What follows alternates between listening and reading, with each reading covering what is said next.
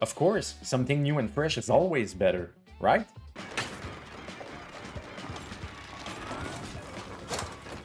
Oh, right. With the gaming industry growing exponentially the way it did, very creative people have come up with countless ways to entertain us. And with technology evolving just as fast, well, technical limitations aren't even a barrier anymore. Now anything you can think of can become a game, and a good one at that. The wildest ideas of thousands of people have been given form through that medium. One could even argue that most of the best original ideas have already been done. Problem is, people seem to have a bias towards originality. You'll often hear someone say something is original and innovative, or a breath of fresh air, when it isn't at all, it's just good, really good.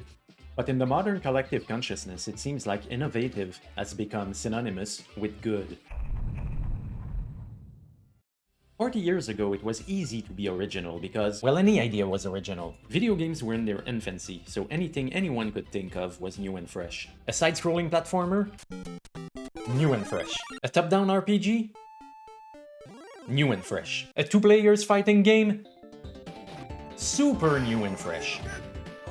But as time goes on, more and more ideas get made, to the point that the original ideas bucket becomes more and more depleted, up until now, where whenever you start making a new game, you try to think of cool, innovative ideas, but soon realize after doing some research that everything you can think of has already been done in one game or another. And that is the Simpsons did it principle. They will live only to remember with sorrow how great the sun used to be! Cool, it'll be just like on The Simpsons. Huh? They did that on The Simpsons. Oh, heck, I thought I was being original. That refers to the Simpsons having been on the air for so long that everything you can think of has already been done by them, no matter how original you think it is. In gaming, it would refer to the overwhelming amount of different games produced every year, and all the different styles and features they pioneered and invented. A first-person shooter? That's been done. And done. And done.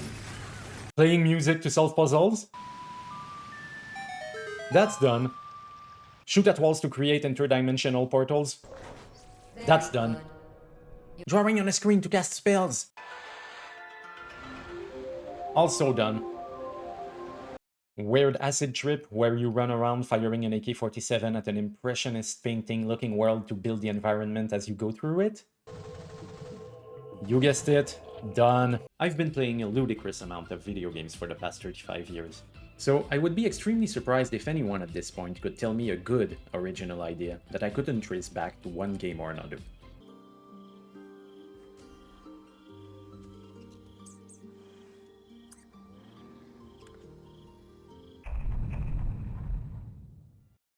What happens then? Well, several developers start actively chasing novelty.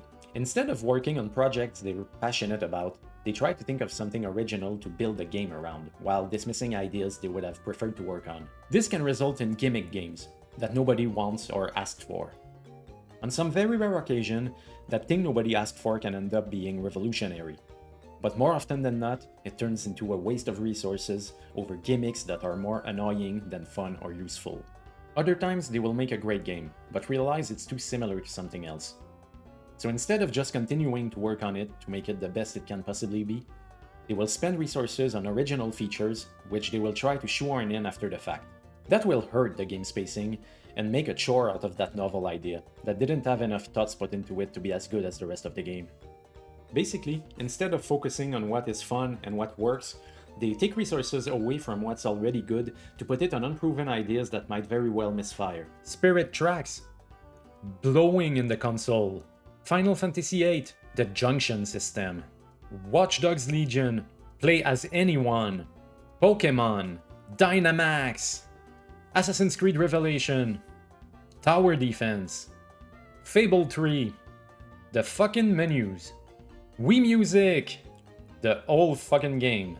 Even worse, they could completely abandon a previous feature, trying to chase the next cool thing, but lose what people loved about their previous games. Real, genuine innovation must come from needs and restrictions, not from an intentional search for something new.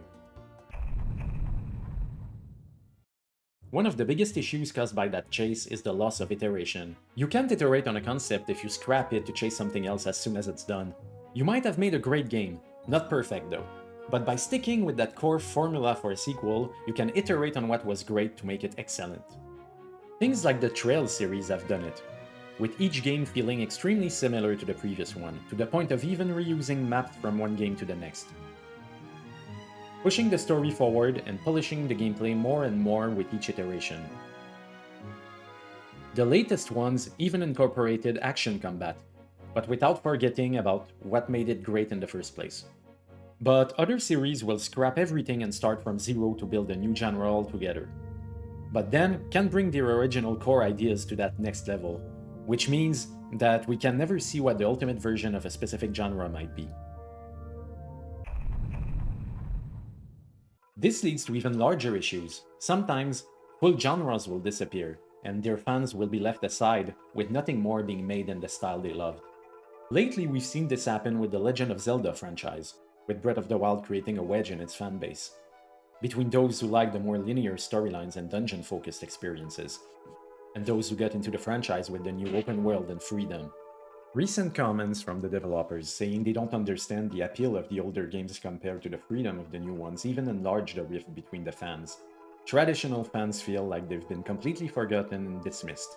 An even larger example of that is the Final Fantasy franchise, which took a huge step away from its core concepts after FF10.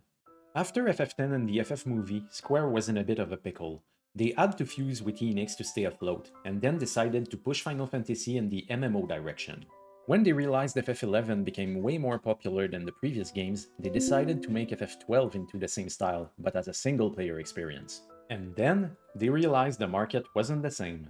People who loved traditional Final Fantasy, who were frustrated at Square for making the 11th installment an MMO, were eagerly awaiting the new single-player experience, only to be disappointed by the fact that it played just like an MMO.